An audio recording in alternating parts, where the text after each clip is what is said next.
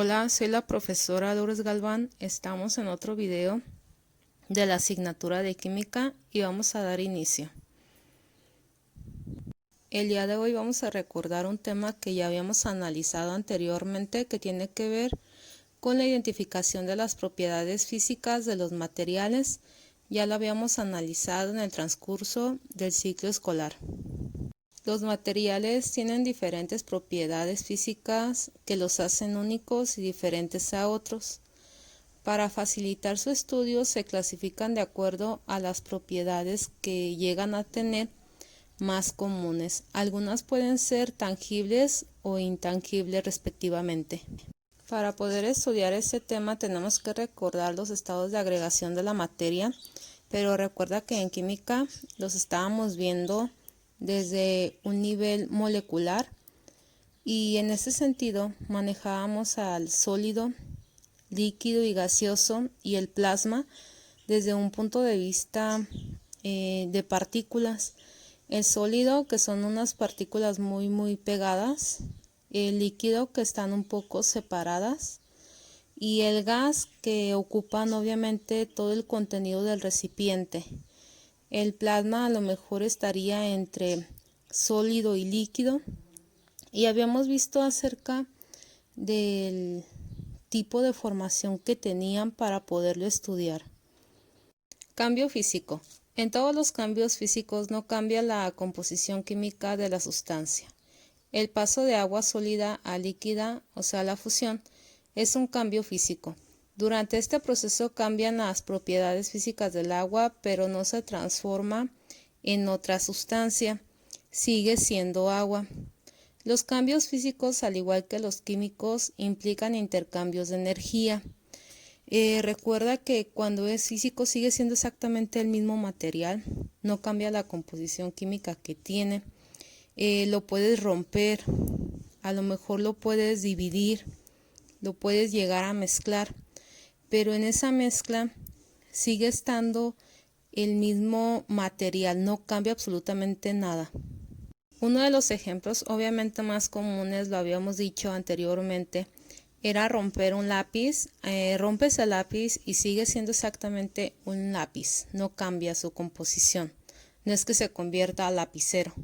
Cuando tú arrugas una hoja, sigue siendo exactamente una hoja, no cambia absolutamente nada. Entonces a eso se refiere el cambio físico. Cambio químico. Un cambio químico es un proceso en el que una o más sustancias se combinan para generar nuevos compuestos, con propiedades químicas diferentes a los reactivos de partida. Los procesos químicos llevan asociados intercambios de energía. En ese sentido, en el cambio químico llega a suceder una combinación o llega a suceder algo que no vuelve a ser el mismo material. Cuando llegas a quemar una hoja, obviamente no puedes volver a juntarla y que vuelva a ser una hoja porque ya se convirtió a cenizas. A eso es lo que se refiere el cambio químico, que ya no vuelve a ser lo mismo, ya no tiene como el mismo tipo de material.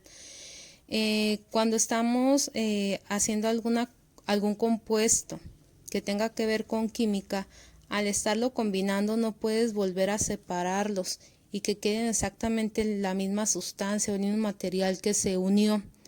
Y eso se llama la cuestión de cambio químico, cuando ya no tiene un retroceso, cuando ya no vuelve a ser exactamente lo mismo. Cuando hablamos de las propiedades cualitativas de la materia, cualitativo significa cualidad. ¿Qué cualidades tiene? Dice aquí en la diapositiva, las propiedades cualitativas de la materia son aquellas que no se pueden medir directamente, no se pueden expresar mediante cantidades, no existen unidades de medida que las pueda definir. En el caso, por ejemplo, de oler o percibir un olor, no puedes decir, ay, ese tiene tanto de olor, no lo puedes medir. Algunos ejemplos de las propiedades cualitativas más comunes pues son a través de los sentidos, ¿no? O sea, oler, ver, y en este caso, por ejemplo, el color tú lo puedes llegar a observar, si es de una tonalidad verde, el cobre de qué color es, y ya lo puedes estar como definiendo, ¿no? El oler, alguna fragancia, qué tipo de olor tiene, si es bueno o es malo o te desagrada ese tipo de olor. El sabor, que también tiene que ver con los sentidos, está dulce, amargo, salado, no te gusta, a lo mejor te causa hasta ganas de vomitar. La dureza que tiene, si es muy sólido, se rompe fácilmente, tiene algún problema, se fractura con solo tocarlo.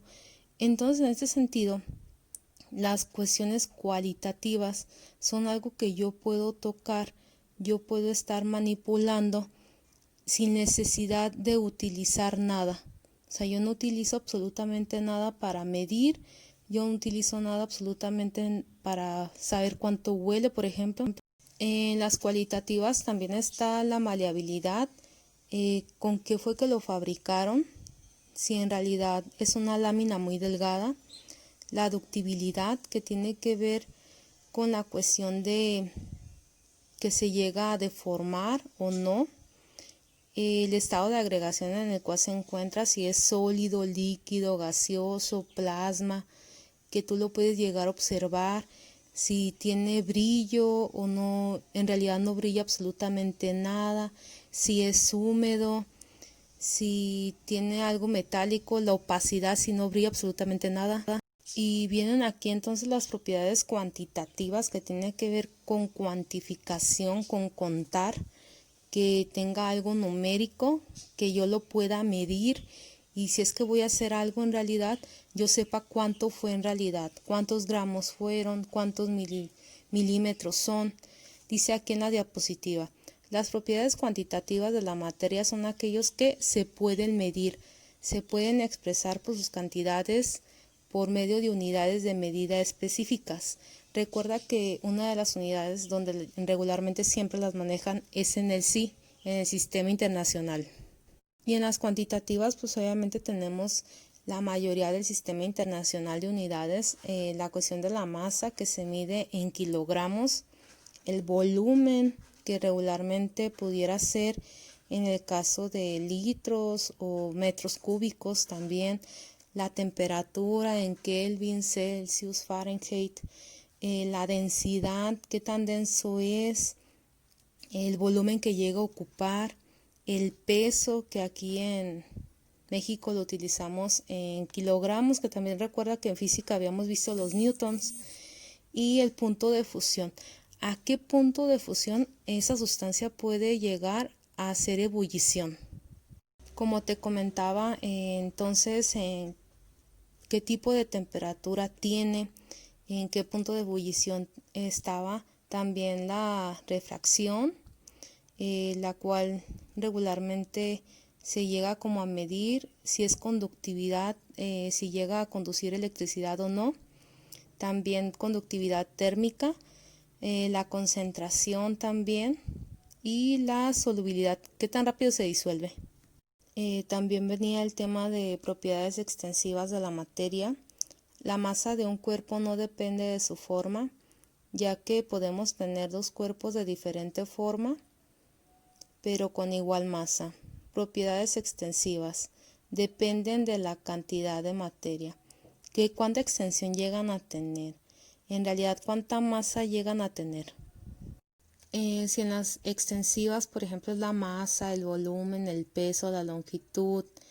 En el caso de las intensivas, que aquí nos marcan que no depende de la cantidad de materia, sino que más bien pertenece como invariable, hablan acerca de la densidad, de la dureza, de la solubilidad, si tiene viscosidad, si tiene punto de fusión, punto de ebullición. Entonces no depende tanto de la cuestión de la masa. En esta parte está ajeno a ello. Pues esto sería todo por el día de hoy. Espero que te haya de haber quedado claro el tema. Es una recopilación de la primera como temática del contenido de ahí de tu libro. Por si es que tuviste alguna duda en el ciclo, te haya de haber quedado más claro.